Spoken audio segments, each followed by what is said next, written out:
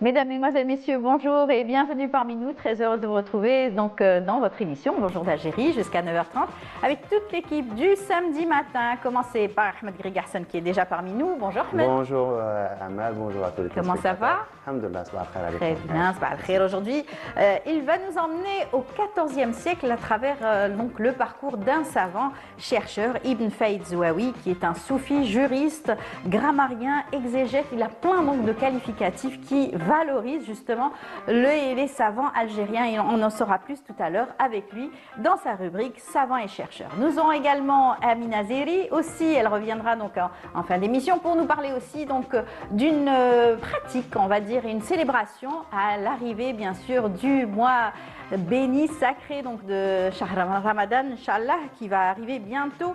Eh bien, c'est Sha'bania. On va en savoir plus tout à l'heure avec Amina Zeri et son invité. Nous aurons également à parler santé aussi avec une rencontre. C'est la 7e édition de l'Association algérienne des maladies neuromusculaires. On en saura plus tout à l'heure avec donc, les médecins qui seront sur notre plateau.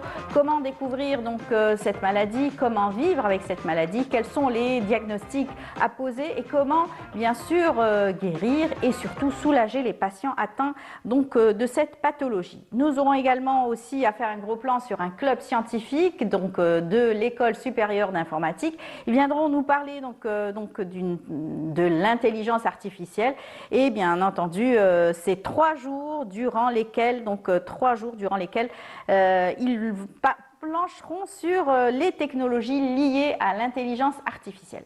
Voilà, c'est tout le programme qu'on a choisi pour vous. J'espère que vous allez l'apprécier et rester avec nous jusqu'à la fin. Mais avant, je vous invite à apprécier cette belle reprise, une chanson donc, qui a été reprise par le groupe Skings, L'Eswed Magrouni. On se retrouve juste après.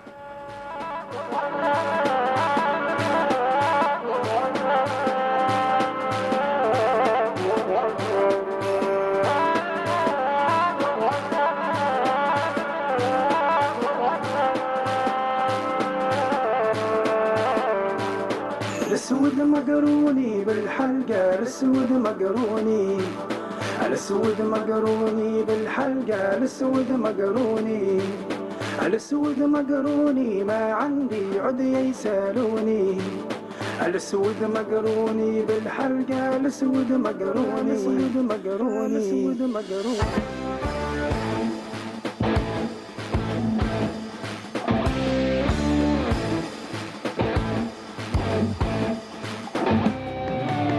الاسود مقروني بالحلقة الاسود مقروني الاسود مقروني بالحلقة الاسود مقروني الاسود مقروني ما عندي عدي يضروني الاسود مقروني بالحلقة الاسود مقروني وهيا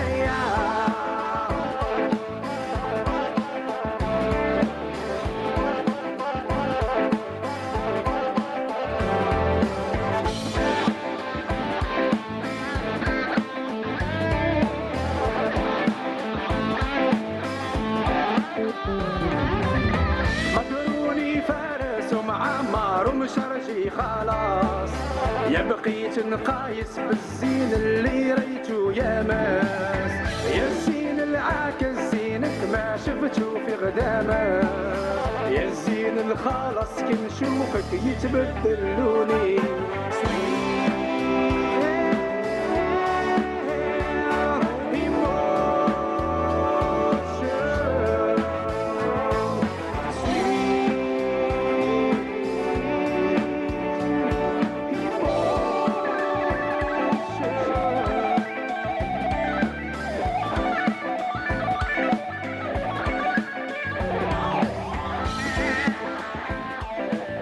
Voilà, c'est une belle reprise en tout cas donc, de cette chanson qui fait partie de notre patrimoine. Et puis, comme vous l'avez pu le voir, Grigarson Ahmed est avec nous. Comment ça va? Ça va, alhamdoulilah. Très bien. La chanson t'a plu? Oui, bon, déjà elle est très belle. Oui. Et puis, bon, il y a une charge nostalgique. Oui, tout à fait. Cette fois-ci avec des arrangements un peu rock, un peu musique assez moderne. Exactement, au goût du jour. Au goût du jour. C'est bien de remettre au goût du jour. Mais tu vas nous emmener bien loin en arrière. Oui, je vais au goût du jour. Au 14e siècle aujourd'hui. Exactement. En fait, c'est le Cheikh Ibrahim Ibn Faïd. Ouais. Bien sûr, il y a le On va le présenter, jingle. oui, bien sûr, bien sûr. Je ne l'ai pas oublié, je voulais juste donner l'occasion de lancer le sujet. C'est vrai que c'est une personnalité du XIVe siècle et on va en savoir tout de suite, juste après cela.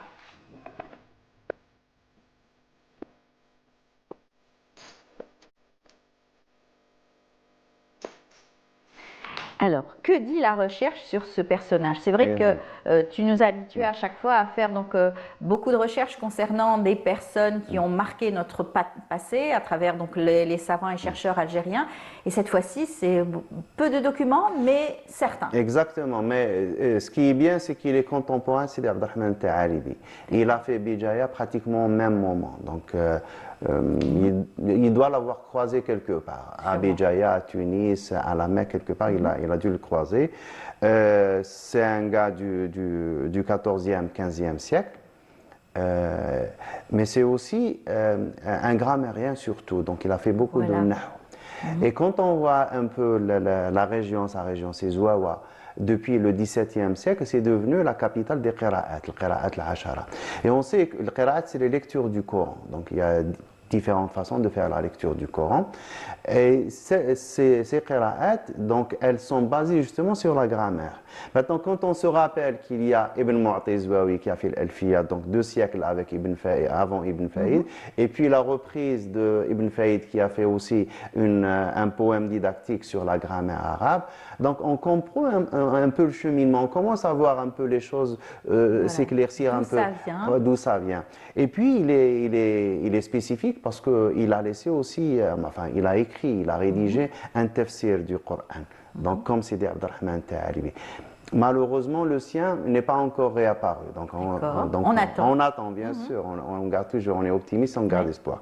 Donc, Ibrahim Ibn Faïd, c'est un gars qui vient de la région, de Zouawa. Donc, première étape, c'était Bougie.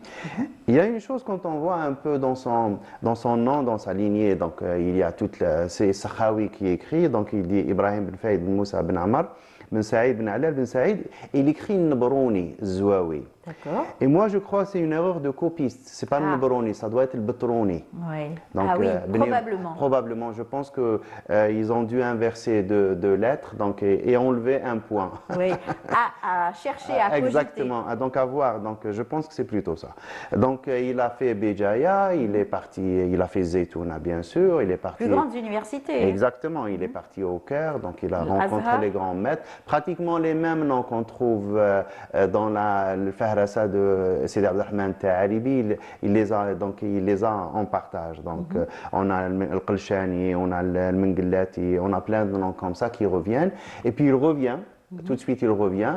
Mais il revient chez lui, donc il va encore étudier chez un certain Ibn Faraj, dont on ne connaît rien, dans Azouawa. Puis, il repart à Constantine. Et puis, ils disent qu'il est décédé en 1453, mais on n'a pas le lieu. Donc, le lieu n'est pas précisé, donc on ne sait pas.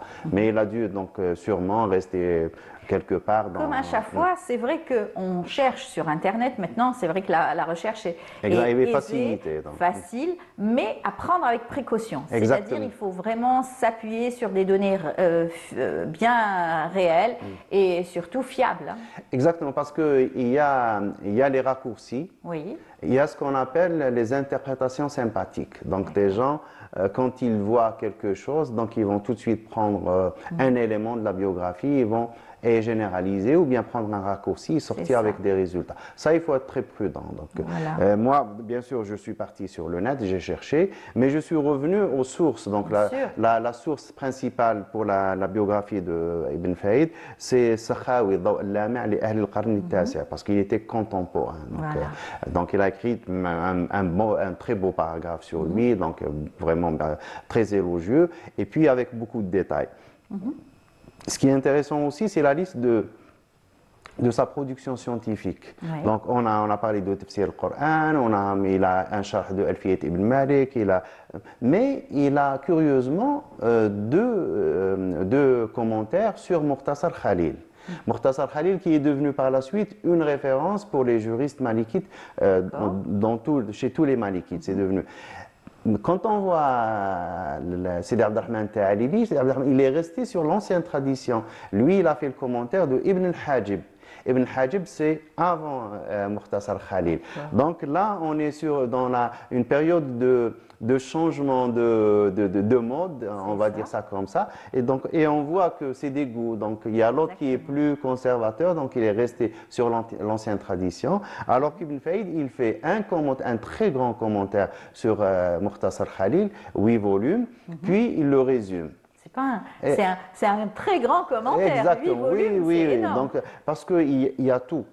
Et c'est connu, donc Mukhtasar Khalil, c'est devenu par la suite la base du madhab, donc on prend tout de ces définitions jusqu'à présent. Alors, lui qui est un exemple aussi, puisqu'il a été juriste, donc il continue sur les mêmes traces. Oui, donc, mais bon, c'est ça les éléments biographiques qu'on a jusqu'à présent. Ce qui reste de lui, par contre, ça c'est donc si on peut montrer, ça c'est sa calligraphie à lui.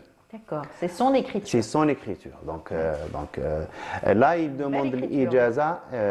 Oui, mais il n'est pas calligraphe. D'accord. Et j'imagine, là, c'est quand il était jeune, c'est la période où il demandait une ijaza à son maître qui signe la ijaza, qui est juste en bas. Alhamdoulilah, qad ajaztu al-faqih, c'est Ibn Marzouk, al-Hafid Ibn Marzouk. Et là, on voit qu'il était vivant en 834. Donc, il l'a rencontré. Donc, il lui donne l'ijaza. Là, on voit. Ça nous fait plaisir parce qu'il y a un élément, j'allais dire, physique.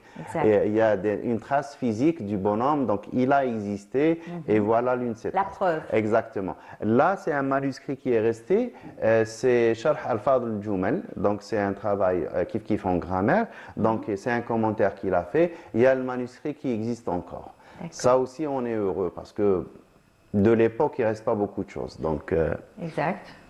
Il y a aussi son poème didactique en grammaire, donc qui existe toujours, et Ahmed Rabbi, Allahu ja'ala minhuma, akhrajana min jahlik. Donc ça, c'est l'une des copies qui existent. Et on va voir les fossiles, les chapitres qu'il y a dans son poème didactique. Là, vraiment, on a quelques preuves, quelques traces. Là, donc, on a al-bab al-awwal fi al-jumlati wa ahkamiha. Donc, c'est vraiment la grammaire pure et dure. C'est des poèmes didactiques. Il est connu parce qu'il a été commenté quelque part. Donc, son poème à lui, il a été commenté. Je crois que c'est un Syrien qui l'a commenté. Donc, ça veut dire que son travail n'est pas passé inaperçu. Donc, il a été utilisé. Bon, dommage que... de ces travaux, il n'y a que ce poème qui a été publié, qui a été édité. Bon, pour le moment. Peut-être que la recherche va nous montrer autrement. Exactement. Donc, ces documents, qui vont dans sortir. quelques temps peut-être, ils sortiront. Et Amal, souvent dans les travaux de ces gens, on a aussi des éléments biographiques. D'accord. Donc, quand il commente, il peut dire dans plein de commentaires, oui, donc pour cette question, j'avais posé la question à mon maître tel, quand j'étais à telle ville, en telle année, il donne des fois la date, quand j'ai étudié tel livre chez tel maître, dans tel médersa. Donc, tout ça, c'est des éléments biographiques qui enrichissent la biographie qui est un peu très courte de lui. Donc, ça nous permet de développer un peu plus. C'est pour ça que l'édition de ces travaux, de tous ces travaux, les travaux de ces gens, les éditer, les mettre à la disposition des chercheurs, aide à comprendre la période, aide à mieux comprendre tout ce qui s'est passé, l'évolution, la transmission, les chaînes de transmission. Je t'ai dit tout à l'heure qu'il est revenu chez lui pour étudier chez un certain Ibn Faraj, en Azwawa, mais c'est qui Ibn Faraj, le bonhomme du... On ne connaît rien de lui, enfin du moins de mon côté. Donc on connaît qu'il y avait un tel. Peut-être par la suite on va trouver un autre document où il y a tel Ibn Faraj qui dit mais c'est qui Ibn Faraj? Non, c'est le maître de... On se réfère toujours exactement, à une autre bibliographie. C'est pour ça que les chercheurs travaillent sur les bibliographies. C'est important donc de citer la référence et citer d'où vient l'information. Exactement. C'est une preuve aussi importante. Et ça donne un peu ça permet de reconstituer un tant soit peu l'ambiance qu'il y avait, l'atmosphère scientifique qu'il y a fait. Et puis parce que souvent, quand il y a une période très développée, donc elle peut faire un effet d'écran, donc elle cache ce qu'il y avait avant elle. Par exemple, on connaît maintenant la région de Zouawa, donc il y a le Qira'at, il y a Sidi Abdelrahman Yillouli, il y a Sidi Mohamed Saadi qui est revenu, Sidi Abdelrahman Yillouli, c'est devenu la capitale des Qira'at. Mais avant ça, Sidi Abdelrahman Yillouli, c'est le 17e.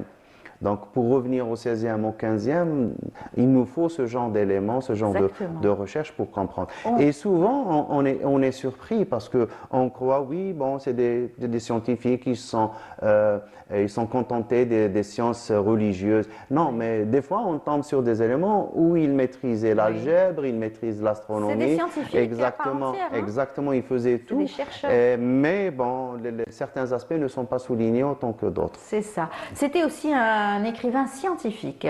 On trouve aussi ce genre de documents attestant.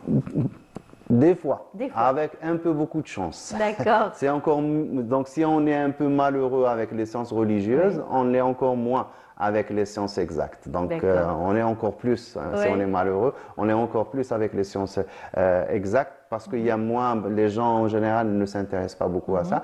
Par contre, on voit que c'est des gens qui sont spécialisés dans ce qu'on appelle dans la terminologie scientifique islamique, on parle ça, c'est ulum al-ala, c'est les sciences de l'outil. Oui. Et l'outil, généralement, c'est la logique. Oui, l'algèbre. Pardon. La logique et les sciences linguistiques, donc tout ce qui est en relation avec la langue. Parce que la langue va servir les sciences religieuses, le fiqh, le tafsir, etc. Ils ont besoin de comprendre la langue, de maîtriser la grammaire, de maîtriser tout ce qui vient, l'éloquence, tout ce qui vient avec. Il était mufassir aussi. Exactement. Donc pour être mufassir, il faut être un bon linguiste. Pour être un bon lecteur du Coran, qira'at, il faut avoir un niveau encore plus élevé dans la de lui un exégète. Exactement, exactement. Donc c'est pour ça que on voit que lui il est exégète du Coran, il est jurisconsulte, il est grammairien, il a vraiment étudié les langues. Exactement. Et je suis certain qu'il y a plein de choses qui sont cachées donc de ses travaux sur sa vie par-ci par-là. Inch'Allah, on va aller. Encore une fois, Béjaïa revient à travers ce pôle aussi scientifique. Exactement. De recherche. Oui, elle est incontournable. Tous nos savants sont passés par là. Nos savants et même d'autres savants. C'était une étape, certainement, un carrefour très important des sciences. Donc c'était un centre culturel, l'un des plus importants, au 8e, 7e, 8e siècle de l'Égypte. Donc la catastrophe, l'hécatombe, c'était l'occupation espagnole qui a tout brisé. Mais tout de suite, donc les restes de Béjaïa a été absorbé dans les environs. Donc c'était peut-être des mini-centres qui attendaient leur heure, donc parce qu'un peu elle les éclipsait. Donc du coup, quand le grand centre culturel, et puis ça a été repris aussi par Alger. Donc les gens, donc ils sont revenus tous sur Alger, et Alger par la suite a pris le relais. Mais Béjaïa, Constantine, c'était deux pôles des plus importants. Donc on avait les trois grands pôles. Exactement. On a Béjaïa, on a Constantine et on a Tlemcen à l'ouest. Et entre eux, donc il y avait tout un réseau d'écoles, de madrasa, de zawiya, etc. Et on n'oublie pas le sud aussi, qui rayonnait à travers le sud, c'est encore plus frustrant parce que on le connaît qu'à partir d'une certaine date. Donc, mais avant, on sait qu'il y avait plein de choses. Mais les documents, donc il faut attendre que des chercheurs vont un peu déterrer ce qu'il y a. C'est ça, d'où le nombre important de manuscrits qui existent dans les régions du sud. Mais il faut les analyser en fait. Donc ce qui reste, c'est le travail. Les manuscrits, bien sûr, c'est magnifique d'avoir les manuscrits, mais bon, il faut avoir aussi la main-d'œuvre pour analyser tout ça. Donc, à travers une personnalité, donc on est arrivé à creuser. Il y a plein de choses à faire et à refaire. Très bien. Donc, on va parler aussi donc de ce travail qui peut-être intéressera donc des jeunes étudiants, n'est-ce pas? J'espère. Pourquoi pas? Donc, c'est à eux de prendre un peu le relais parce que personne ne peut tout faire. Donc, il y a des gens qui ont travaillé sur certains aspects, notamment professeur Sadla qui a fait tout un travail. Mais maintenant, il faut aller dans le détail Et puis, donc, ça nous permettra de peut-être un jour de revoir les résultats de Saadallah et tous ceux qui l'ont précédé, parce que plus on a plus d'informations, plus de documents, plus d'informations, plus d'analyses et plus de résultats, bien sûr. On se pose la question, on se dit, est-ce qu'il a une descendance, le suivi peut-être donc de Oui, ses justement, descendants. c'est les Boushaqi donc, qui disent. Donc, on en avait parlé. Donc, Oui. il y a une grande famille Boushaqi, c'est une famille de savants, donc c'est une lignée. Apparemment, donc, avec beaucoup de prudence et de précaution, c'est ses descendants. Parce que lui, donc, Ibrahim, en général, le kunya, donc, je ne sais pas comment on va appeler ça en français, donc, Ibrahim, il est associé à Abu Ishaq, comme Sidna Ibrahim. Donc, tous ceux qui s'appellent Ibrahim dans la civilisation musulmane, on leur donne, en espagnol, on appelle ça un apodo, donc, je ne sais pas en français si c'est un surnom, quelque chose comme ça, on dit Ibrahim Abu Ishaq. Et je pense que c'est de là qu'il a été associé, donc, peut-être, si ça se trouve, c'est leur aïeul, donc je ne sais pas. Mais donc, il faut, parce qu'il y a un gap. Une recherche minutieuse. Exactement, il y a un gap qui est terrible de vraiment des siècles. Donc, ce n'est pas 1 ou 2 siècles, c'est 3 ou 4 siècles. Donc, mais on les croit sur ce qu'ils disent, on les croit sur parole. Mais apparemment, c'est les descendants de Abu Ishaq, Ibrahim bin Faïd, c'est les Boushaqi. Et avec du papier. Et peut-être, et encore, quelquefois. Parce que, en fait. Pour la transmission, il y avait beaucoup plus de transmission orale. Parce que toutes les zaouïas ont été détruites pendant l'occupation française. Donc, les documents ont été brûlés. Donc, c'est à peine si on peut trouver un vieux ou un vieil qui peuvent donner une information partielle. Des fois, c'est des bribes d'informations. C'est la disparité, malheureusement, de certaines informations qui nous appartiennent.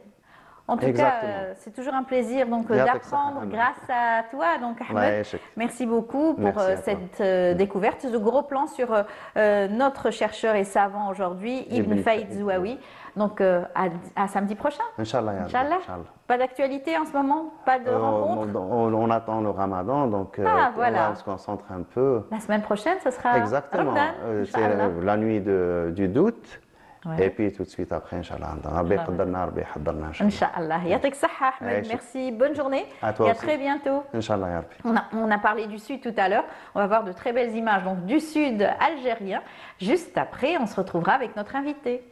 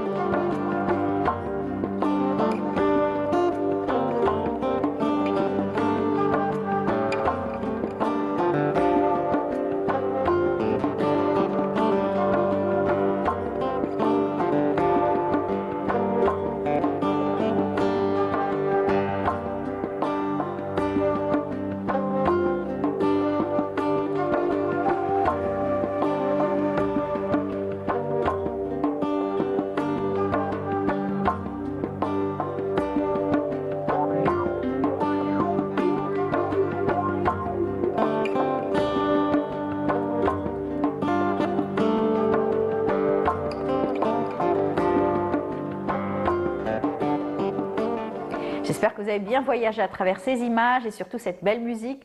Bien de chez nous, eh bien, on va accueillir notre invité qui va nous parler d'une rencontre, l'association algérienne des maladies neuromusculaires. Eh bien, ils sont à leur 7e rencontre, une rencontre qui soulage et surtout qui donne, qui pose un diagnostic sur ces maladies neuromusculaires. Eh bien, avec nous, une dame qui va nous parler donc de cette pathologie, Madame Van der Loven. Bonjour. Bonjour.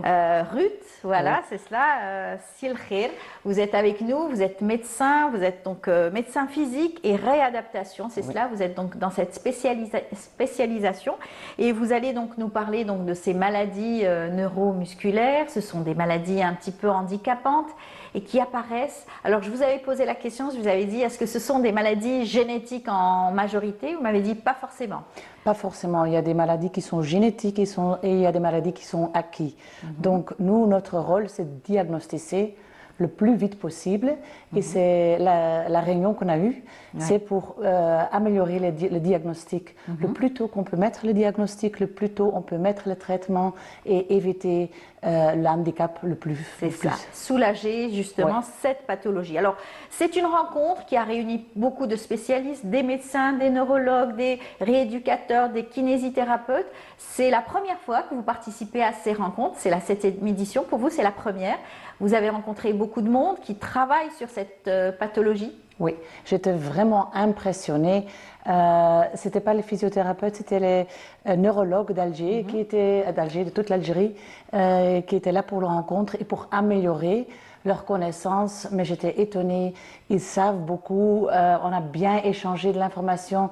Et ce qui m'a aussi impressionnée, c'est la curiosité d'apprendre encore plus, de poser des questions, de regarder comment ça se passe chez nous en Belgique. Oui. C'était impressionnant, très agréable et j'espère de poursuivre ça. Pourquoi pas? Vous découvrez aussi par la même occasion l'Algérie à travers aussi le côté scientifique. Alors, si on devait parler un petit peu de cette pathologie, c'est une pathologie rare ou qui existe de plus en plus aujourd'hui? C'est tout un spectrum de pathologies. Moi, je suis spécialisée aux enfants, donc je fais que des enfants. Mais ça peut être, par exemple, aussi un accident de voiture et tu as les nerfs qui sont abîmés. Ça peut être une maladie musculaire, une inflammation qu'on ne voit pas direct, c'est l'inflammation. On doit diagnostiquer c'est quels muscles qui sont atteints, touchés. Merci. Ça peut être des maladies qui commencent plus tard dans la vie. Donc c'est tout un spectrum. Ça peut être des maladies évolutives par la suite, oui, voilà, oui. et qui sont handicapantes. Oui, qui sont handicapants. Si on ne les diagnostique pas, les gens souffrent, ils ne savent pas ce qu'ils ont de douleur, ils perdent petit à petit la force. Oui. Donc c'est très important. Justement, quels sont les diagnostics de ces différentes pathologies, des maladies neuro Vous voulez savoir quelques noms des maladies? Vous avez le myasthénie, vous avez les radiculopathies, vous avez tous les nerfs qui peuvent être touchés petit à petit, qui sont attaqués par votre corps immunitaire. Donc, quand tu touches les nerfs, quand tu touches les muscles, les maladies auto-immunes, par exemple? Auto-immunes qui attaquent les nerfs ou les muscles. Voilà. Donc, avec ces diagnostics, nous, on fait donc les EMG, l'électromyoneurographie. Nous, on va regarder les muscles et les nerfs, pas le cerveau. Donc, on peut, dans le bilan diagnostique, déjà bien exclure des maladies et orienter le bilan. À côté, les IRM et tous les autres... Alors, on dit que le diagnostic, quelquefois, il est long et assez difficile aussi. Les cas que nous, on reçoit, c'est souvent parce que ce n'est pas des examens très agréables. On va avec des petits chocs au nerf, on va piquer avec des aiguilles. Donc, ce n'est pas toujours le premier examen, mais c'est un examen qui apprend beaucoup quand on le connaît très bien. Donc, on peut de temps en temps quand même améliorer les diagnostics. Alors, tout à fait. Avancer. Voilà. On est en train de voir quelques photos. D'ailleurs, vous reconnaissez un petit peu l'équipe avec laquelle vous avez donc échangé, travaillé. Ça s'est bien passé, comme vous l'aviez dit tout à l'heure. Donc, ce sont donc des examens sur lesquels vous avez travaillé? Oui, ça c'est par exemple, vous voyez sur la photo, une machine EMG. Et là, on est en train d'essayer l'un sur l'autre une technique qu'un docteur a appris. Donc, chacun a amené sa connaissance, son expertise. Et on a essayé des techniques que ce n'est pas juste parler théoriquement, Bien sûr. mais vraiment pratiquer. Et Et c'était des échanger. ateliers pratiques. Tout à Ça, c'est le fait. plus important. Voilà. Parce qu'on Et- peut lire plein de bouquins, mais il faut pratiquer. Exactement. Voilà, encore une fois, donc cette rencontre avec bien entendu nos chercheurs et scientifiques qui travaillent pour essayer donc d'apporter des solutions à toutes ces maladies, surtout ces pathologies qui sont vraiment handicapantes. Alors, vous travaillez beaucoup plus sur les enfants. Donc, Oui. vous arrivez à diagnostiquer tôt aujourd'hui Oui, la maladie. le plus tôt possible. Imagine, vous avez un bébé qui ne bouge pas trop les jambes et les bras, et on ne trouve pas directement une cause. Ils viennent chez nous pour le diagnostic avec l'IMG, pour regarder ses myogènes, ses myopathies, c'est peut-être un problème la jonction neuromusculaire. Là, on peut orienter. Et puis, les neurologues, chez nous, c'est les neuropédiatres qui vont alors faire encore des examens additionnels pour confirmer et commencer le traitement. C'est ça. Alors, quelquefois, la pathologie n'apparaît pas très vite, tout de suite, Oui, voilà. directement. C'est-à-dire qu'elle évolue. Alors, comment est-ce que vous faites pour poser ce diagnostic sur des patients? S'il y a des Quels sont petits les symptômes, imagine des tout petits symptômes et les parents sont inquiets, il faut toujours écouter les parents parce que les parents, quand ils voient quelque chose, c'est presque toujours, ils ont raison. C'est vrai. Et ils viennent chez nous et souvent on est avant la clinique, on peut déjà diagnostiquer avec un IMG, on peut voir ce qui se passe. Puis il y a le neuropédiatre qui met le diagnose et puis on peut avancer la maladie en informant les parents et disant écoute, on va commencer la physiothérapie, on va commencer ce traitement avec les médicaments et on va comme ça déjà avancer avant que le vrai clinique est D'accord. visible. Est-ce que ce sont donc des pathologies qu'on arrive à soigner et guérir ou... Non, malheureusement pas tout. Non. On espère, on fait beaucoup de recherches. Je pense partout au monde, on fait beaucoup de recherches, mais malheureusement, il y a des maladies qui ne se guérissent pas. Oui. Et alors là, on met tout sur la qualité de vie de l'enfant et de la famille. Oui, et bien en sûr. les informant, on aide beaucoup aussi. Voilà. Alors ça, c'est donc les patchs que vous utilisez, c'est cela Ça, pour- c'était le programme. C'est Et le là, programme. vous voyez les patchs. Ça, Ouais. c'est quand on fait une conduction de nerfs. Donc, on met des patchs, on donne un stimuli et puis on capte la réponse. Et après, c'est toujours suivi par un examen avec des aiguilles. Mhm. Et voilà, c'est ça, c'est comme ça qu'on arrive à poser un diagnostic. Oui. Voilà. Et Aider, orienter, parce Et que c'est toujours orienter. un bilan total. Ton examen clinique reste le primaire et après tu vas ajouter d'autres examens pour confirmer. C'est ça. Mais c'est quelque chose assez facile, accessible, parce que si on, je sais pas ici, mais chez nous, un IRM pour un enfant sous narcose, ça a une longue attente de quelques mois. Oui. Ça, c'est facilement accessible. alors, là, on vous voit avec Ouais. les enfants, parce que Ouais. votre univers, c'est cela. Travailler avec beaucoup d'enfants, essayer donc de diagnostiquer le plus tôt possible cette pathologie pour les accompagner. Ils grandissent en ayant bien sûr des soins adaptés. Oui. C'est cela. Oui, ça c'est mon métier. Ça c'est chaque jour je suis entourée par les enfants. Vous voyez là sur la photo un enfant qu'on vient d'examiner et qui a aussi la thérapie pour mieux bouger, pour mieux D'accord. utiliser, même s'ils ont les muscles faibles, pour quand même les apprendre leur pas de développement. C'est ça, les développer pour ne pas qu'ils soient atrophiés. Pas atrophiés, pas c'est des cela. contractures, pas des positions, pas des scolioses, donc des articulations qui sont déformées. Parce que ces enfants qui grandissent, donc il faut les Ouais. garder dans les meilleures conditions, même si c'est pas. Est-ce que vous avez eu des cas où les enfants ont réussi peut-être à vivre avec cette pathologie? Est-ce qu'il y a eu une évolution positive? C'est une très bonne question. D'accord. Je vais vous dire, j'adore travailler avec les enfants. Pourquoi? Parce que les enfants, ils sont toujours motivés. C'est vrai. Ils sont toujours. J'ai jamais eu un enfant qui dit je veux plus continuer. C'est très dur, quand même, hein. Ils savent facilement vivre avec. C'est plutôt les parents qui bien sûr, désespèrent. oui, et qui sont tristes parce qu'ils pensent déjà au futur. Est-ce que mon enfant va savoir travailler? Est-ce que mon enfant Va être savoir autonome? se marier? Oui, autonome. autonome. Déjà, souvent, si on fait un diagnostic dès la naissance, déjà là, ils demandent ça à un enfant. Continue. Oui. C'est la joie de travailler avec des enfants. C'est ça. Et vous arrivez à avoir des résultats? Oui, Ouais. bien sûr. Donc, par exemple, si on retourne sur la pathologie que moi, je suis vraiment spécialisée, c'est les enfants, et c'est partout au monde que ça existe, c'est les enfants qui sont nés après un accouchement très difficile. D'accord. Et avec l'accouchement, ils ont une rupture ou de dommages au plexus brachial, ils ont paralyse. Paralyse d'un bras, c'est très handicapant parce qu'on utilise les bras et C'est les mains vrai. pour tout. Ouais. Et si on les diagnostique tôt, on peut mettre un traitement et on peut éviter beaucoup de séquelles secondaires et on peut les faire autonomes. Mais il D'accord. faut avoir le diagnostic et un team aussi. Oui. Et je pense ici un petit rêve. Une équipe Ouais. pour essayer de prendre en charge cet Ouais. enfant, par exemple, avec une rééducation, des soins spécifiques Ouais. aussi. Rééducation, thérapeute, occupational therapist, ergothérapeute peut-être Oui, ça s'appelle les ici. ergothérapeutes, Des chirurgiens, MPR, ma spécialité, juste pour tout entourer l'enfant, apprendre à les parents comment ils peuvent faire l'éducation eux-mêmes aussi. Oui. Et chez nous, on voit que ça améliore beaucoup le futur pour ces enfants-là. Donc là, on peut faire quelque chose de très positif. Et c'est les 10, 15 années derrière que ça a évolué beaucoup. Tout à fait. Et alors là, c'est un devoir qu'on met cette connaissance partout et qu'on essaye de faire des teams multidisciplinaires partout au monde. Bien sûr. Alors, ce qui est formidable, c'est que vous travaillez au sein, au sein clinique, comme on va dire, avec des médecins et toute une équipe. Vous le soulignez, c'est important, la team, l'équipe, avec des médecins, des kinésies, des personnes qui sont spécialisées pour la prise en charge de ces pathologies. Mais encore, vous avez aussi une association. C'est cela, Oui. une association où vous rendez le sourire aux enfants, vous apportez de la joie, vous les aidez à prendre en charge leur handicap Ouais. à travers la danse. Oui, on a une deuxième vie, mon mari et moi. Mon mari, il est algérien, ça c'est aussi le Oui. lien qu'on est ici, au C'est plus ça. facile qu'on est ici. On a une école de danse. C'était une passion de danser et on a combiné ça avec la réadaptation. Donc on fait la réadaptation par la danse aussi. Et bien. comme ça, les enfants sont comme ça, ils veulent réadapter en jouant, C'est ça. en dansant. Et comme ça, c'est pas les exercices de tous les jours qu'ils n'aiment pas, qu'ils je ne vais pas faire 2 fois ça. S'ils dansent, ils font ça.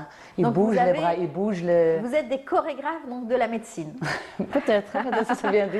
J'ai jamais entendu ça, mais c'est bien. Vous adaptez la chorégraphie à la pathologie, Ouais. c'est-à-dire les mouvements que vous donnez à faire aux enfants, ils sont spécifiques, j'imagine. Par exemple, je vais vous donner un exemple très concret. On a beaucoup, comme partout, quand malheureusement il y a des accidents, on a des enfants avec des amputations. Oui, et c'est dur. au début, c'est très dur. Ça fait mal. Il n'ose pas marcher avec une prothèse et ça fait mal à jambes amputées. À travers la danse, il danse facilement une demi-heure, 1 heure, Il oublie son sans mal se rendre compte. et son si tu handicap. demandes ça chez les kinés, ils vont dire encore 5 minutes encore, non?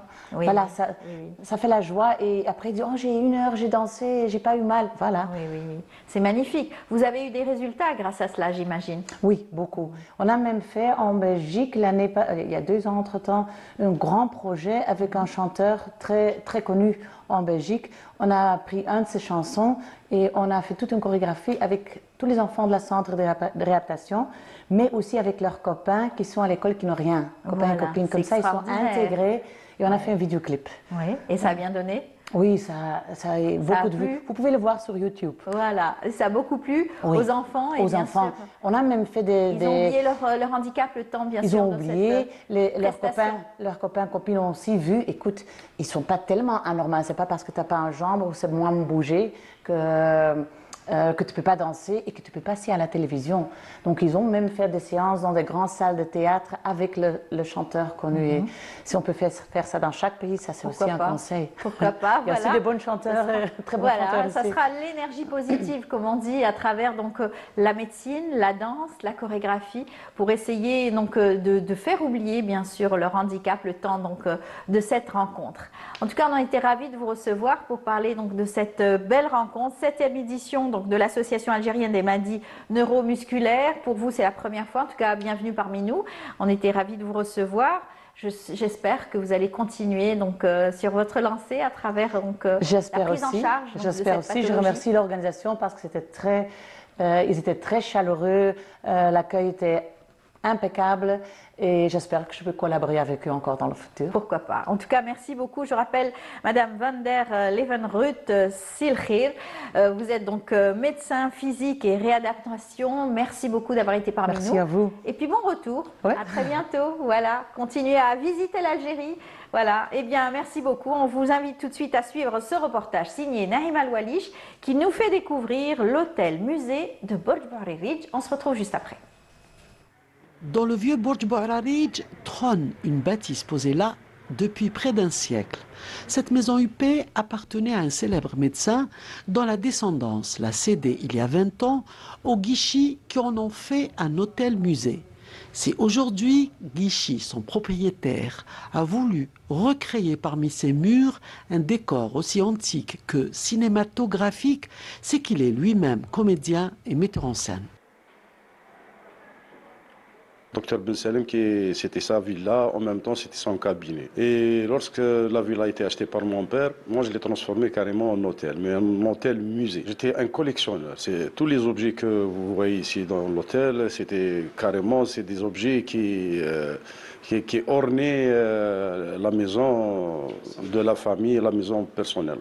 Et lorsqu'on a acheté cette villa, l'idée m'est venue pour carrément la transformer en hôtel-musée. Parce que initialement, moi, je suis dans l'art. Et comment, bon, l'art, c'est pas uniquement sur scène, l'art, c'est dans l'âme, on vit l'art, quoi. On le vit quotidiennement. Alors, j'ai eu l'idée de le transformer en musée. C'est le plaisir d'offrir. Un artiste, il est là, c'est pour offrir. Alors, voilà. Et je suis en train de le transformer, je veux dire, perpétuellement. C'est dans l'idée de créer carrément des espaces différents dans chaque chambre. Je vais créer des espaces à thème. Par exemple, la chambre de musique, la chambre de théâtre, la chambre de la poterie. Et je suis dans cette optique. Il y a des objets que je les ai achetés. Il y a des objets qui m'ont été offerts par des gens qui ont aimé l'hôtel. Franchement, je dirais, il y a une grande quantité de ces objets qui m'ont été donnés. J'ai ramené aussi de mon village, l'Aqsour, Tazrot. C'est un village purement tamazight. J'ai surtout la poterie, je les ai ramenés de cette région. Il y a un masque qui m'a été offert par un ami de Tamanrasset, Set Azouz, c'est un comédien de théâtre. C'est un musée qui a été ramené de Bamako. Il y a des choses que je les ai ratés parce que ça coûte très cher, vraiment très cher. Parce qu'actuellement, la valeur de ces objets dépasse la valeur de l'hôtel en lui-même. Dans l'avenir, c'est carrément créer un musée-hôtel. C'est dans ce sens où les gens viennent visiter l'hôtel pendant la journée, pas uniquement pour dormir. Il n'y a pas un coin de mur où ne serait pas visible un poster, des photos noir et blanc, des affiches de films, des portraits d'acteurs mythiques et bien sûr des objets tout droit sortis des limbes du passé. Et cette mallette, pour moi, elle est spéciale parce qu'elle appartenait à mon arrière-grand-mère. Et cette mallette elle a été fabriquée dans le village natal de mes ancêtres. Elle a au moins 3 siècles. Ça, c'est un extincteur qui date aussi des années, la fin des années 1800. C'est un extincteur français de l'entreprise Cycli. Voilà. Pourquoi je tiens beaucoup à cet extincteur? Parce que nous sommes la famille Guichy. C'est la première famille qui a créé, je veux dire, l'entreprise des extincteurs dans la wilaya de Borj. C'est un porte-bonheur, tout à fait. Parterre authentiquement fleuri, des reliques à perte de vue. Quand on pénètre cet édifice atypique, l'on se sent coupé d'un monde et relié à un autre par ces objets si anciens qu'il semble que nos regards étonnés les raniment. De retour sur notre plateau, en tout cas un très beau hôtel-musée que vous avez pu découvrir. Et cette fois-ci, on va aller vous plonger dans l'intelligence artificielle et l'intelligence de nos étudiants qui travaillent sur l'informatique. L'école supérieure d'informatique est représentée à travers notre invité Moufaq Ahmed Hamlaoui. Bonjour. Bonjour madame. Bienvenue parmi nous. Merci beaucoup, merci pour l'accueil. C'est vraiment un plaisir d'être ici. C'est gentil. Alors vous êtes étudiant à l'USTHB, vous êtes en préparation, c'est cela? C'est le cycle préparatoire en informatique. Voilà, vous êtes pratiquement c'est votre, comment on appelle ça?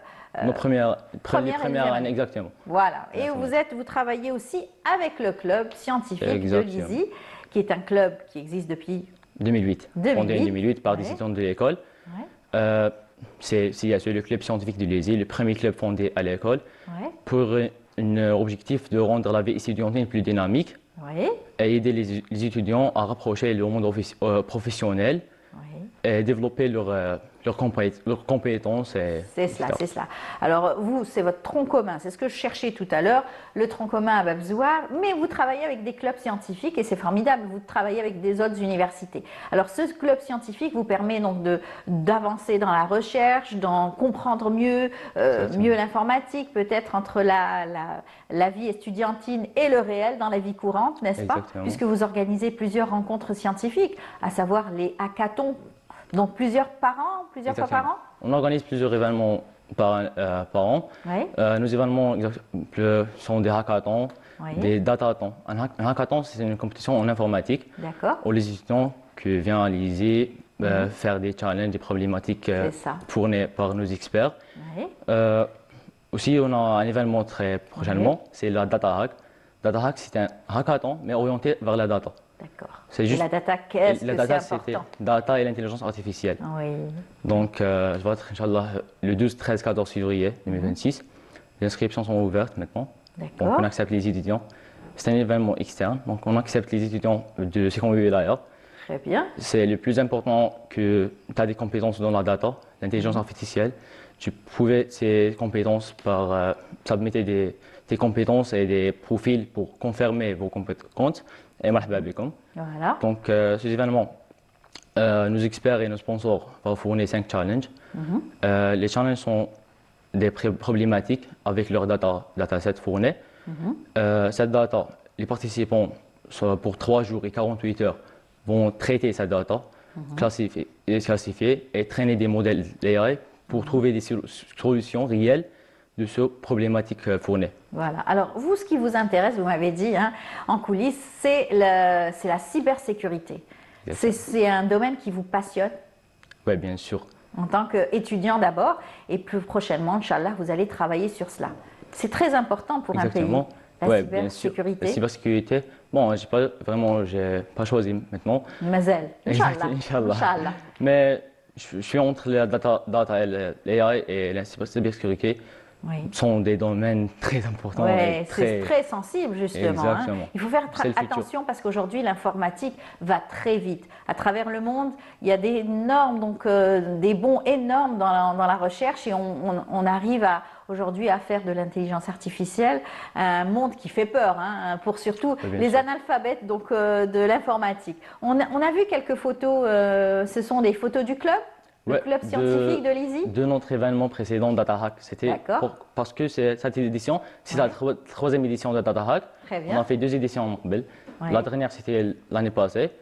Et cette année, c'était la 3e édition. Très bien. Et j'espère que cette sera la meilleure édition. Vous avez beaucoup donc d'adhérents au club? Oui, bien sûr. En fait, que nos organisateurs vont faire l'organisation du A à Z. Oui. Celle-ci, par exemple, c'est un hackathon? Exactement, c'est la Data Hack. C'est le même événement. C'est le Data Hack. Les participants pour 48 heures. Leur seul problème, c'était soulever ces problématiques et thématiques et trouver des solutions innovantes. C'est le plus important dans ces hackathons et datathons. Très bien. Et pour cette édition, 3 jours durant lesquels vous allez plancher, tous les membres qui vont s'inscrire vont travailler sur l'intelligence artificielle et ces technologies? Exactement. Donc, du 12, 13, 14 février, Inch'Allah, 48 heures. Les participants se représenter à l'École supérieure d'informatique l'ISE. D'accord. Notre événement CSE va organiser tout, dès le début jusqu'à la fin. Donc, on va fournir des 5 challenges, Inch'Allah, avec leurs problématiques et leurs datasets réels. On a fourni des datasets réels. Par exemple, vous avez des exemples? Bon, les exemples actuellement pour ces challenges, on ne peut pas parler parce que jusqu'à le jour J. C'est confidentiel, c'est comme le bac. Exactement. On ne donne pas le sujet. Exactement. Mais les challenges derniers précédents sont sur nos réseaux sociaux, LinkedIn et Instagram. N'importe qui va voir et prendre le. Ils peuvent s'entraîner. Exactement. Exactement. C'est comme pour ça. Prendre comment font les thématiques et les problématiques. Très bien. Donc, c'est ça. Ouais. Les challenges sont 5 challenges avec leur dataset réel, fournis par nos experts et nos sponsors. Très bien. Ils vont traîner des modèles AI. Après, ces modèles AI vont se mettre dans une plateforme Kaggle, une plateforme pour évaluer les performances de ces modèles AI. Et on va faire un classement de ces étudiants et des équipes. Et bien sûr, il y aura des gagnants et des prêts vraiment intéressants. Très bien. Alors, c'est vrai que c'est en tout cas un choix très important aujourd'hui, l'intelligence artificielle qui fait parler donc d'elle donc de plus en plus. Comment aujourd'hui interagir avec cette nouvelle technologie dans la vie réelle, dans le monde scientifique. Tout ça, c'est des problématiques. Est-ce qu'il faut faire confiance à l'intelligence artificielle et ses outils? En vrai, oui. Ouais. Mais pas à 100%. Pas à 100%. Parce que reste, pour le moment, en Algérie, on n'avait pas les compétences pour gérer. C'est vraiment AI, etc. Donc, on doit l'utiliser, mais avec prudence. Exactement. Et comment protéger justement nos données de l'intelligence artificielle? Il ne faut pas partager toutes les données avec ces modèles parce qu'aujourd'hui, ils sont collectés la data tag et après, demain, etc., on ne sait pas faire quoi avec cette data. D'accord. Est-ce que justement, on a suffisamment de données à fournir pour l'intelligence artificielle? Est-ce que c'est facile? Pour le moment, non. Non. Mais on aimerait bien le futur, on avait des data réelles assez pour en tout cas, ces événements. Nous, Moufok, qu'est-ce qu'on vous souhaite, c'est de réussir dans vos études. Bon courage, parce que vous avez encore quoi, 3 ans? 3 ans. 3 ans encore à l'université. Bon courage, bonne chance. Et puis bon courage aussi au sein donc, de ce club scientifique. Et bon courage pour votre événement du 3. Du 12. Du 12. 13, 14 février. Ah oui, 3 jours. Moi j'ai retenu le 3. 12, 3 13, jours. Les inscriptions sont ouvertes maintenant, donc inscrivez-vous et marhaba bikoum quand même. Parfait. Merci beaucoup, madame. Moufok. Je rappelle, Moufok, vous êtes donc Ahmed Hamlaoui, vous êtes responsable donc des relations extérieures au sein donc du club scientifique de l'ESI. Merci beaucoup, bon courage et à très bientôt. Merci beaucoup, madame. Restez avec nous. On va suivre tout de suite ce reportage, gros plan sur le SAMU et le travail du SAMU durant ces temps donc de froid, de grand froid, donc de précarité pour les personnes sans domicile fixe. Je vous invite à suivre ce reportage signé Faria El-Hamdi. Quand la ville s'endort et que le froid s'installe, une entrevie commence.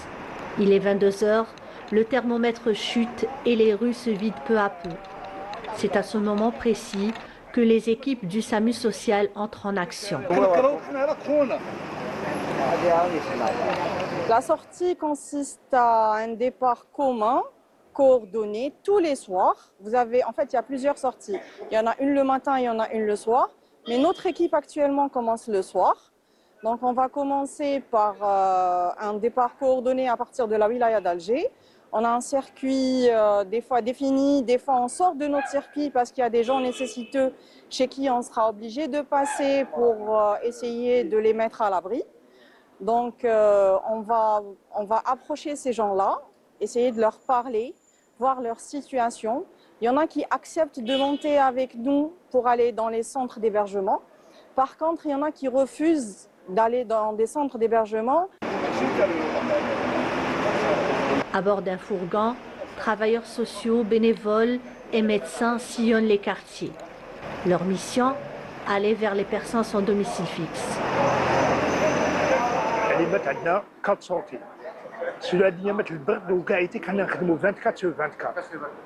أنا نخدمه سورتو مقاطعة سيدي محمد وعندنا كل من المقاطعات كاع البلديات نخدموا 14 مقاطعة نرفدوها الوغ عندنا خرجت في الليل في النهار يوميا فهمتيني وعندنا كان شوية صعوبات شوية صعوبات ما نقولوش عندنا المرض عندنا الملاء عندنا نساء عندنا أطفال عندنا كلش وحنا المهمة تاعنا نتابعوني مع هذوما الناس دياب نوفر لهم الاحتياجات تاعهم وندوهم للسونتر تاع دار ابراهيم تابع لولايه الجزائر. وحنا المهمه تاعنا نتعاملوا معاهم ما نقصروا معاهم شوفوا كاش ندوهم جونتيمون وكاين دي كا يكونوا دي فوا اغريسيف وكاين دي كا يكونوا لينا ساهلين والحمد لله والمهمه تمشي على مدار العام و H24. Les équipes évaluent l'état de santé, repèrent les situations à risque, notamment en période de froid. En cas d'urgence médicale, l'intervention est immédiate, sinon une orientation vers un centre d'hébergement. Le rôle de la santé et de la protection civile, c'est d'approcher surtout les personnes qui sont malades Donc on va aller vers eux, voir quelle est la nécessité réelle. Est-ce que c'est une nécessité d'urgence? Et donc là, on va évacuer vers les centres hospitaliers. Si ce n'est pas une nécessité d'urgence qui nécessite juste un traitement d'appoint, on va aller les orienter vers le centre d'hébergement du soir avec une orientation, soins, qui sera fait en relais avec le médecin du centre. انا جيت لوهران من لوهران جيت لالجي شغل لي بروبليم في وهران مع لا فامي جيت لالجي مي صافي بليزير زعما صونت هكا ولي زازياف هكا نرقدو كاع صافي بليزير الحمد لله يجونا في الوقت يجيو يرفدونا ومطالين فينا والحمد لله نشكر السلطات بالخدامين. Tard la nuit, la maraude s'achève derrière les équipes, des visages fatigués mais reconnaissants, souvent limités, continuent pourtant d'assurer l'essentiel, ne laisser personne seul face à la rue et au froid. Derrière chaque personne sans abri, il y a une histoire, une chute, parfois un espoir fragile. Voilà, merci à Faria El-Hamdi d'avoir donc fait un gros plan sur toute cette équipe, la Maraude, qui véhicule en tout cas cet élan de solidarité, cette entraide envers donc ces personnes vulnérables, la précarité, mais bien sûr qui les guette. Eh bien, le bureau de solidarité sociale représenté par la wilaya d'Alger est là, donc représenté par notre invité Abdelhalim Ben Raïs. Bonjour et Bonjour, bienvenue, marhaba bik. Merci pour l'invitation. Là, vous représentez justement cette équipe pluridisciplinaire. Pluridisciplinaire. Voilà, qui se déplace autour donc, de la wilaya d'Alger, sur toute la wilaya d'Alger, pour essayer d'aider le plus possible. Ça fait 25 ans que vous faites ce métier. Oui, absolument. Vous êtes là? Oui. Oui, on est présent, c'est des personnes de terrain. Oui. Il faut que les personnes soient de terrain. Bon, un petit aperçu, aperçu. On a pu voir d'ailleurs votre travail. Les sans domicile fixe, en général, ils sont traversés par des événements difficiles dans la vie. C'est des événements difficiles. Par la suite, les événements, ils engendrent, c'est-à-dire des difficultés. Ils sont causés par plusieurs facteurs, multifactoriels, les causes de sans-abri. C'est des personnes peut-être qui avaient une vie tout à fait normale, absolument, qui étaient épanouies. Et puis du jour au lendemain, ils se retrouvaient dans la rue. Et ces événements sont causés par plusieurs facteurs. Par exemple, le rejet familial, il y a la perte d'emploi. C'est ça. Le contact familial, il est fracturé, il est fracturé, le contact familial. Il y a le rejet de la société, plusieurs facteurs. Ouais. Et c'est très dur parce que vous tombez sur des personnes vraiment vulnérables. Affaiblies par la fatigue, le froid, sans domicile. Il n'a pas un toit où aller se poser, se reposer et faire le vide, essayer de se reconstruire. C'est très difficile. Donc le contact et comment quand vous les retrouvez? Le contact, c'est des maraudes qui sortent quotidiennement, 4 fois par jour. Surtout, il y a une intensification la période hivernale. C'est ça. Il y a 4 sorties. Il a fait très froid ces derniers jours. L'hiver a été plus rude que d'habitude. Absolument. Il y a une baisse de température. Une baisse de température. La pluie qui était donc incessante. C'est très difficile de rester dans la rue sous ces conditions-là. Oui. Donc les maraudes, ils sortent quotidiennement 4 fois par jour. On fait l'approche. C'est une équipe multidisciplinaire. Oui. Elle est composée les membres du BSS. Ex-SAMU social, la protection civile, la santé, plusieurs facteurs qui vont parachever cette opération. Et puis on fait l'approche. Une fois sur le terrain, on fait l'approche de sans-abri. On fait un entretien préliminaire. D'accord. Pour savoir des questions. Si sont une personne qui accepte donc de vous parler déjà. Absolument. Il faut qu'il y ait un terrain d'entente d'abord. Il faut qu'il y ait un terrain d'entente. Et puis si la personne veut, c'est-à-dire rentrer au SAMU, le BSS, voilà. Une fois arrivé au centre d'hébergement d'urgence, on fait un deuxième entretien. On essaie de procéder à une réinsertion familiale dans la possibilité. C'est très difficile. C'est très difficile. Il y en a beaucoup, nous disent donc, nos collègues, ils refusent d'être pris en charge. Ils veulent rester seuls. Ils veulent rester aussi dans la rue. Ils ne veulent pas être pris en charge. D'accord. Les personnes qui veulent rester dans la rue, parfois ils sont... Il y a des cas et des cas, ça diffère. Il y a des cas de psychiatrie, il y a des cas qui se sont habitués à l'errance. À l'errance dans les rues. Et il y a des cas que, avec l'endroit, c'est des repères pour eux. Ça, ils se sont habitués à cet endroit. C'est pour cela qu'ils ne veulent pas bouger. Oui, exactement. Et donc, ce que je vous ai dit tout à l'heure, vous êtes de véritables éponges, c'est-à-dire vous prenez toute cette détresse, ce mal-être aussi donc de ces personnes, et vous rentrez chez vous quand même un peu déprimé. Absolument. C'est très difficile à prendre en charge. Absolument. C'est très difficile. Comment est-ce que vous faites au quotidien, tous les jours comme ça? Quotidien, on essaye de faire le maximum, et puis il y a des thérapies pour extérioriser cette charge. Émotionnelle, hein, parce que c'est une charge émotionnelle, voilà. Et les mots que vous employez pour essayer donc d'aider ces personnes, c'est difficile. C'est difficile, c'est très savoir pénible. parler à ces personnes, les convaincre de venir vous Il faut suivre. qu'il y ait un terrain d'entente. C'est clair. Il faut qu'ils vous fassent confiance d'abord. S'ils ne vous fassent pas confiance, ils vont pas parler avec vous. C'est clair. Voilà. Alors, c'est des gens que vous prenez en charge, vous les emmenez dans des centres, et ensuite, il y a une prise en charge carrément, un soin, des repas chauds aussi, c'est important. Il y a une prise en charge sociale, psychologique. Il y a un médecin sur place au niveau du centre pour les consulter. Mais il y a une chose que je voudrais bien souligner, c'est les cas de psychiatrie. Il y a beaucoup de cas de psychiatrie parce que la rue engendre, ça accentue la rue, elle accentue le mal-être, la détresse, la solitude. Tout ça fait que la personne tombe dans une dépression, et dans une dépression, si ce n'est pas pris en charge, la personne part ensuite dans une problématique. Elle est en train la personne va naviguer à vue.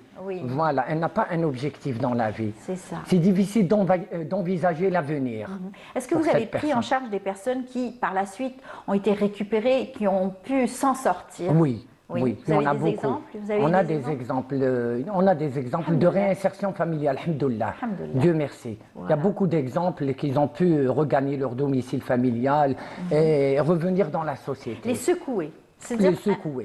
C'est difficile, mais c'est possible. Voilà. C'est difficile, mais c'est possible. Quelquefois, les personnes se referment sur elles-mêmes et Absolument. refusent donc de voir la réalité en face, aller vers le problème, Oui. ne pas fuir le problème, essayer donc d'aller de l'avant malgré tout. Exactement.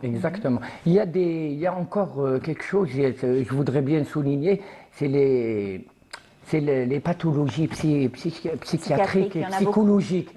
Et psychologiques. Ils en souffrent beaucoup. C'est l'addiction. Il y a la dépression, une souffrance psychologique et psychiatrique. Il y a le malnutrition, voilà, le manque d'alimentation et tout. C'est vraiment pénible. Les femmes, c'est aussi un autre contexte. C'est très difficile de voir une femme aussi dans la rue. Oui. Vous en rencontrez aussi, vous les prenez en charge? Il y a tous les tranches d'âge. Tous les tranches d'âge. Il y a même, madame, le problème des mères célibataires. Vraiment, c'est difficile avec les enfants et tout. C'est vraiment pénible. Pour la scolarisation et tout ce qui s'ensuit, c'est vraiment... En général, ces femmes-là acceptent d'être orientées dans des centres aussi? Oui, beaucoup plus les femmes acceptent parce qu'ils sont dans une situation vraiment dans la rue. C'est mal à voir, la précarité. Les dangers aussi de la rue. Les dangers de la rue, voilà. Voilà, la rue, elle engendre beaucoup de difficultés. À l'extérieur, c'est pas comme dans une maison, c'est pas pareil. C'est pas pareil, surtout en période hivernale, surtout.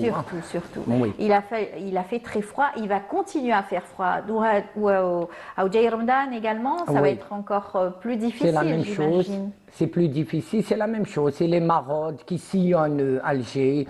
Il y a un point de repère pour rassembler tous les véhicules et les éléments qui font ce travail. Et puis, on le fait quotidiennement. Voilà. En tout cas, c'est beaucoup de courage et surtout, c'est dur parce que vous voyez cette détresse au quotidien et vous faites face et ça fait partie de votre métier.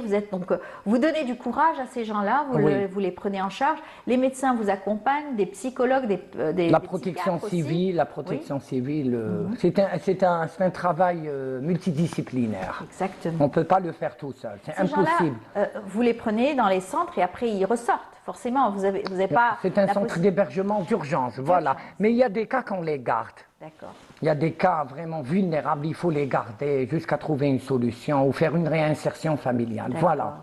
Est-ce que vous avez de l'aide au sein, vous avez des bénévoles avec vous ou carrément des gens qui sont recrutés au sein donc c'est des du gens bureau? recrutés, de solidarité sociale, ce sont des gens recrutés. Mais on reçoit des dons par la population, par les gens, on travaille à travers comment dirais-je, les réseaux sociaux, ça nous aide beaucoup pour les avis de recherche. C'est ça. Pour les avis de recherche, voilà. Voilà, au sein donc des réseaux sociaux, il y a donc des bénévoles qui veulent aussi entrer au niveau du bureau pour vous aider?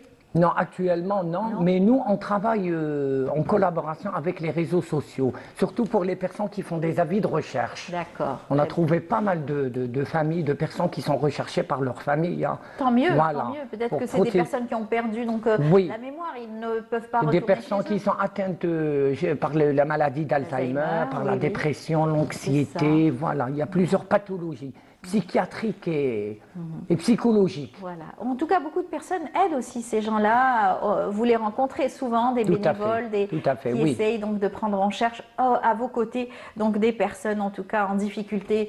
Bon courage pour tout ce que vous faites. Bravo aussi. Le dernier mot, s'il vous plaît, bien madame. sûr, allez-y. Je tiens à remercier le ministre Walid Al-Sheikh pour sa collaboration. Mes remerciements respectivement au directeur du Bureau de solidarité sociale ainsi que tous les employés sans exception pour leurs efforts, vraiment les efforts colossaux. Voilà, on sent votre engagement en tout cas. Bravo à vous. Merci beaucoup pour l'invitation. Kamel, et puis bon courage pour tout ce que vous faites au quotidien, surtout durant cet hiver.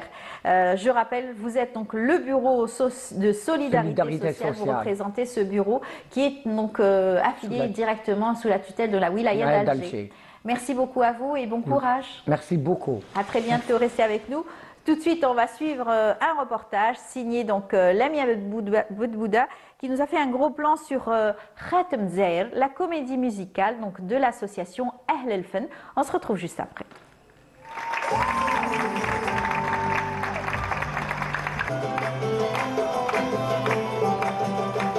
Khatem Zaïr, une comédie musicale caritative au profit de personnes atteintes de cancer. Elle a été présentée ce soir sur les planches du Théâtre National Mahieddine Bachtarzi. Un événement produit et orchestré par l'association Ahl El Fen. Pour moi, c'est ma fierté. Peut-être c'est égoïste de ma part de le dire, mais je suis tellement fière de cette belle jeunesse. On a tellement travaillé, tellement bossé. C'était après des répétitions intenses et c'était un non-stop. Et je ne dis que merci mon Dieu pour cette beauté, ce magnifique bouquet de fleurs que j'ai, que Dieu m'a donné l'occasion de le créer, de le voir et d'assembler toutes ces belles âmes et ces beaux anges, on va dire. J'ai toujours dit Tahiyya al-Jazair b'shababha. Et là, on est en train de prouver que la jeunesse est capable de créer, de donner, de partager, d'apprendre aussi.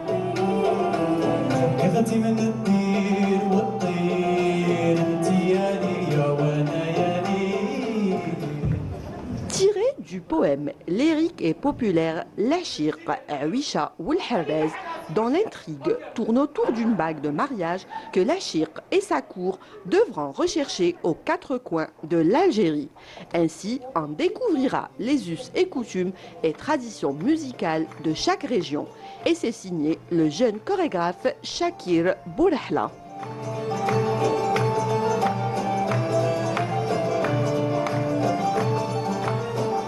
Khatem Zaïr, c'est une très grande comédie musicale. C'est la plus grande comédie musicale de jeunes en Algérie, qui a été présentée déjà en Algérie en mars 2025. Et là, on est en train de la reproduire en XXL, en plus grand. Et cette fois-ci, toutes les recettes seront reversées pour l'association Al-Fajr, pour les malades cancéreux de l'association Al-Fajr. Et du coup, c'est pour ça que plus de 100 jeunes se sont réunis, de jeunes talents algériens se sont réunis pour développer, créer et aussi préserver le patrimoine algérien et en même temps aider les gens malades de l'association Al-Fajr.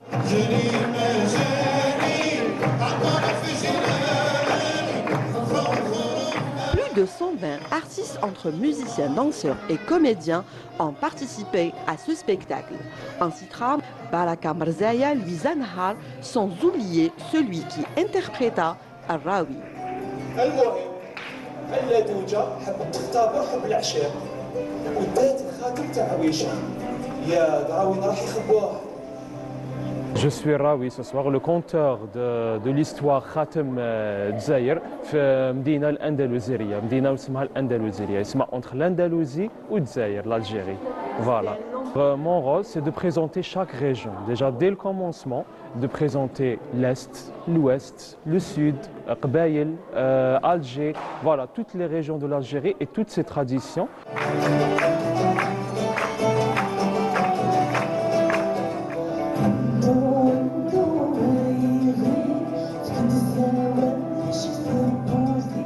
L'artiste Hamidou clôtura en beauté ce spectacle en rendant un sublime hommage à Alger la Blanche.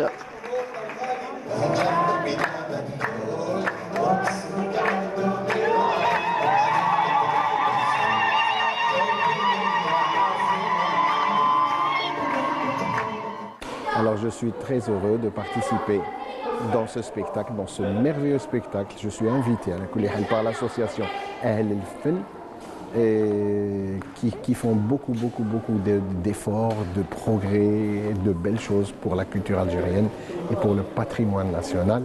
Je leur souhaite beaucoup de succès et c'est avec fierté que je participe avec eux. À travers ces tableaux chorégraphiques, poétiques, le spectacle a célébré la beauté, la diversité et profondeur du patrimoine culturel algérien.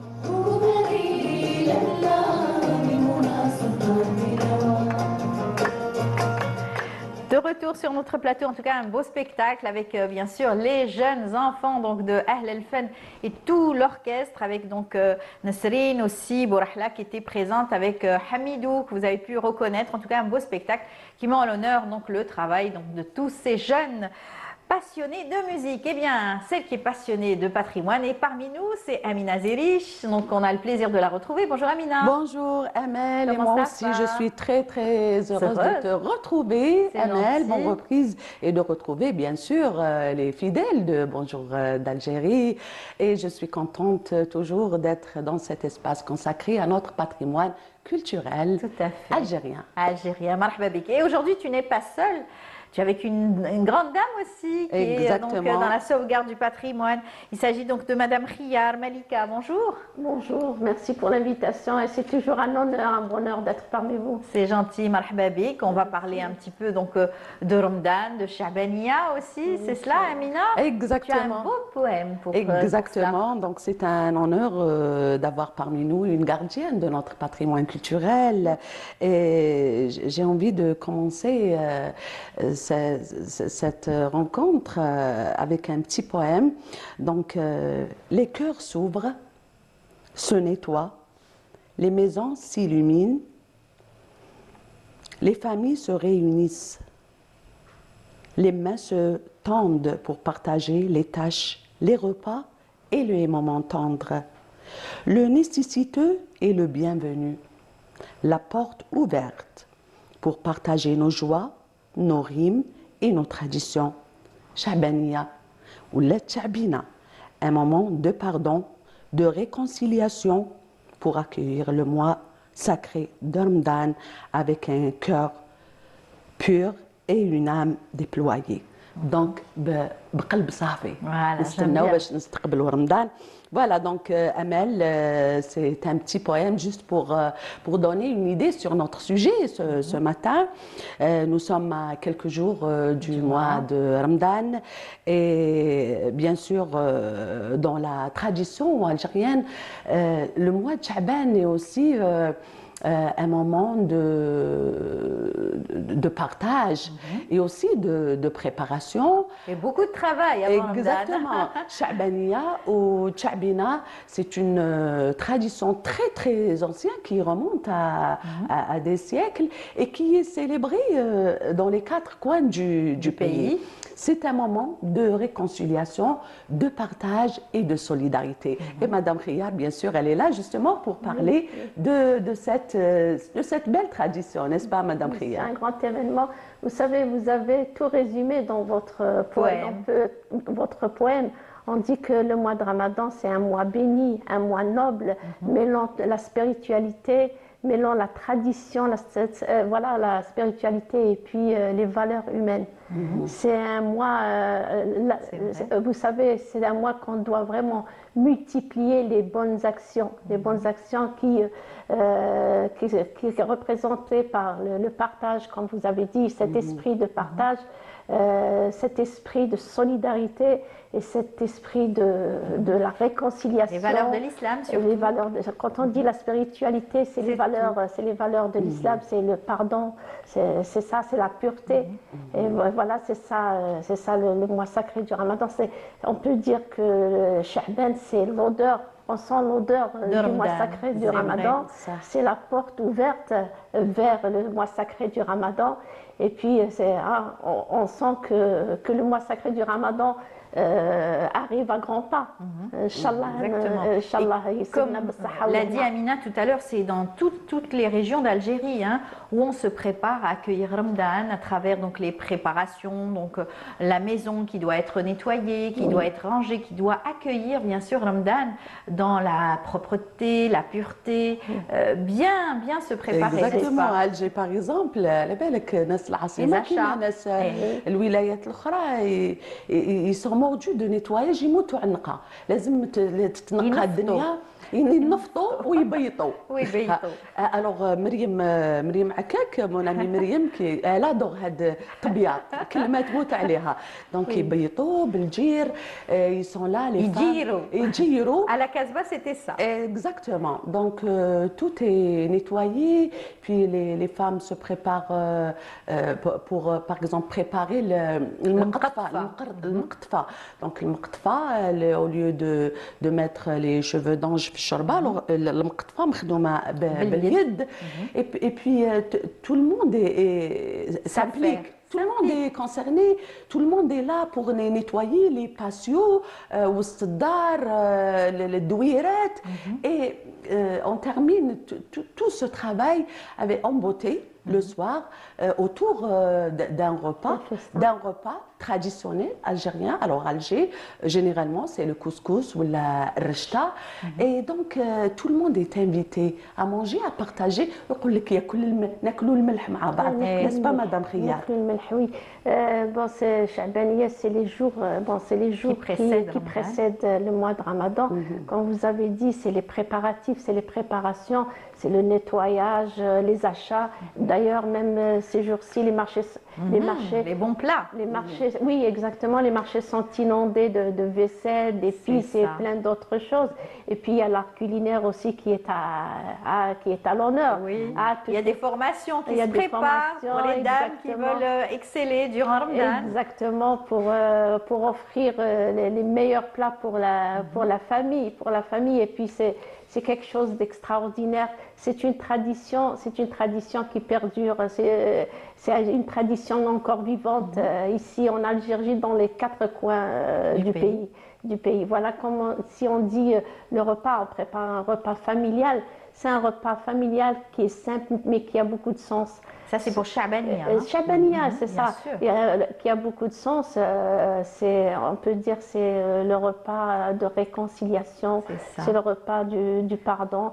Pour vraiment se préparer au mois sacré du Ramadan. Est-ce que justement on prépare tout ce qu'il faut pour Ramadan, que ce soit le mqatfa ou des mets qui se prépareront durant Ramadan? Donc c'est de famille en famille, on se déplace et chacun son tour, j'imagine. Chacun son tour. Là, c'est la femme, c'est de l'aide.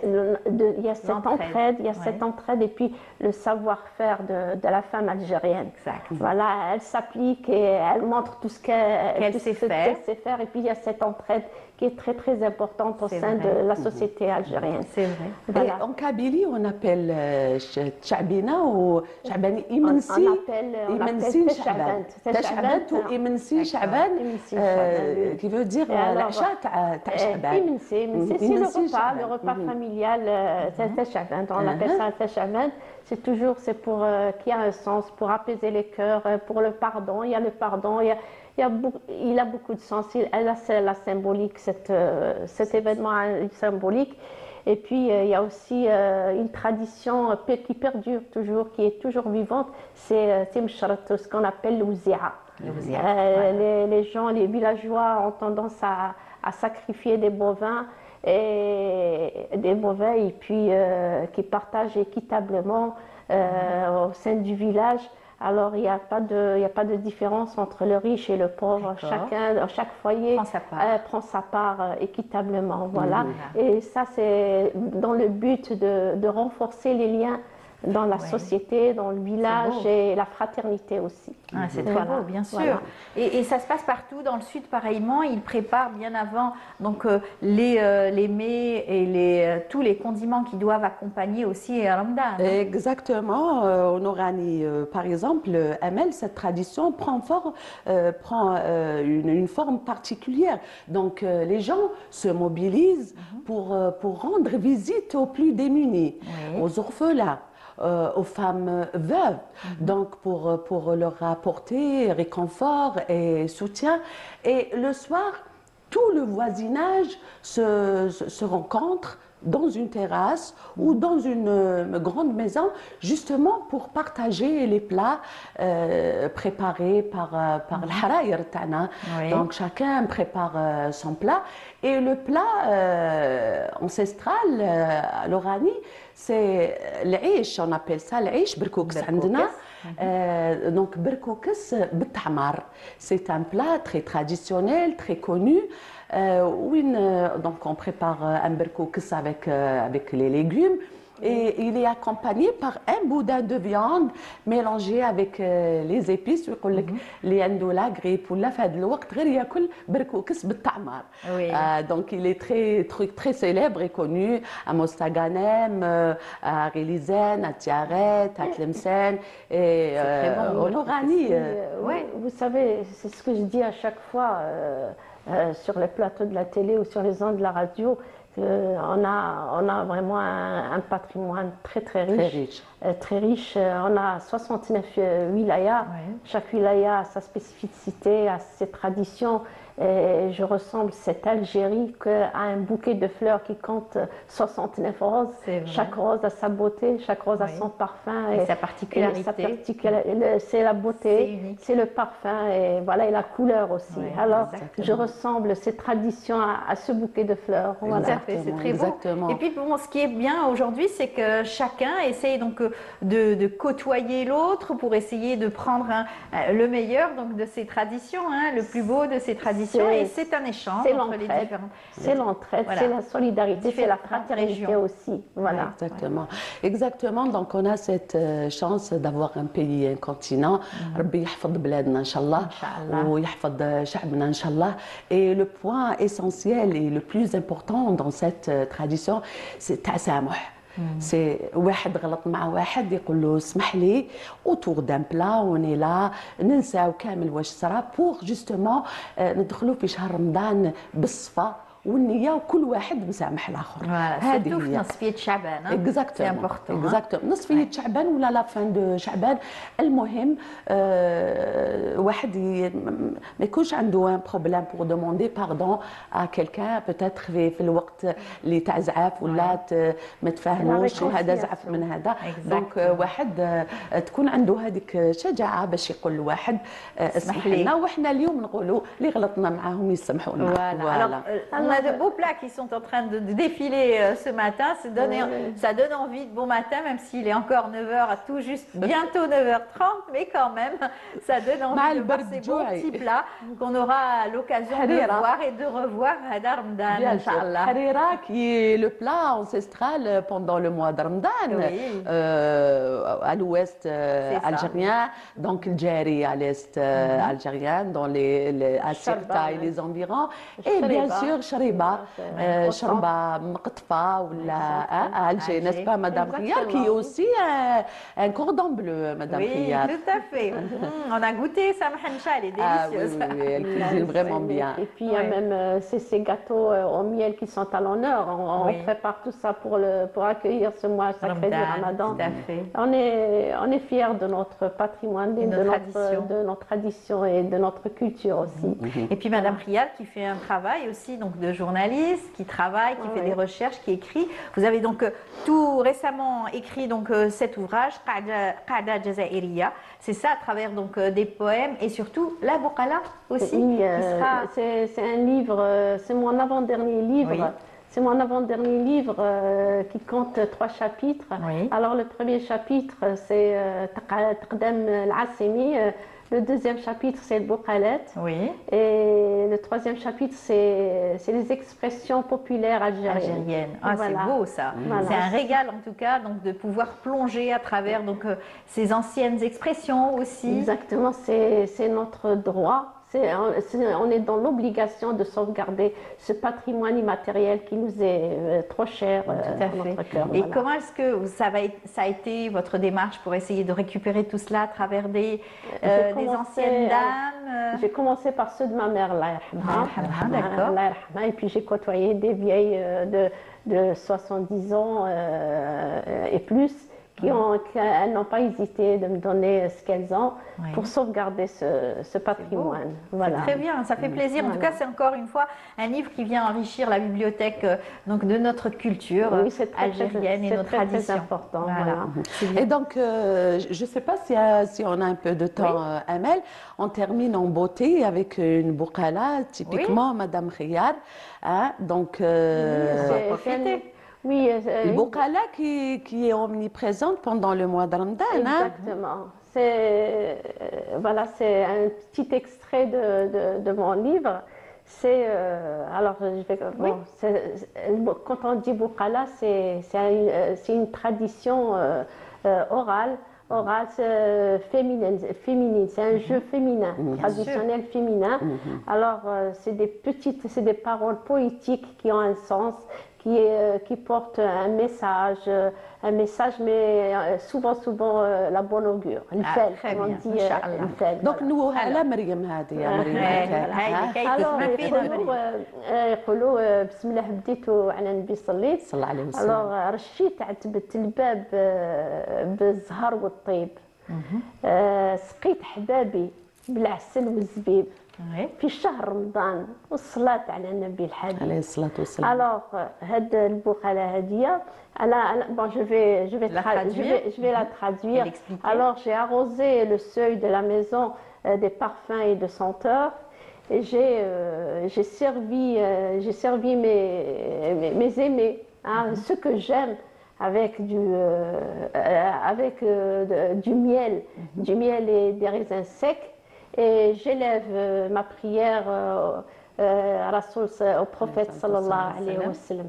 Alors, cette bouqala a une symbolique. Quand on dit le seuil de la maison, c'est l'accueil, c'est la prospérité. Et quand on dit le miel et les raisins secs, c'est l'abondance. C'est l'abondance, c'est la baraka. Quand on dit Ramadan, c'est la pureté, la spiritualité. Très bien. Donc c'est un bon augure pour accueillir Ramadan, c'est un beau présage. Inch'Allah, حطينا بقالة واحدة أخرى على آمال. Elle est dans le livre. Alors, elle est dans le livre. On vous la donne, on vous donne. Oui, si vous voulez. Pour tous ceux qui nous suivent et nous regardent ce matin. Voilà. On va choisir peut-être une au hasard comme ça et on terminera probablement l'émission avec. Amina, ça sera aussi l'occasion donc de te souhaiter un bon Ramadan. Merci beaucoup Aïcha, Inch'Allah, ta famille bien sûr, notamment ta maman que j'embrasse. C'est gentil. Qui nous suit en ce moment. Oui, qui te suit beaucoup aussi. وصحة رمضانها وصحة رمضان nos téléspectateurs et nos auditeurs aussi. Et je tiens à dire que le mouvement associatif, en ce moment, il fait un travail excellent. De collecte, tout à fait. Excellent.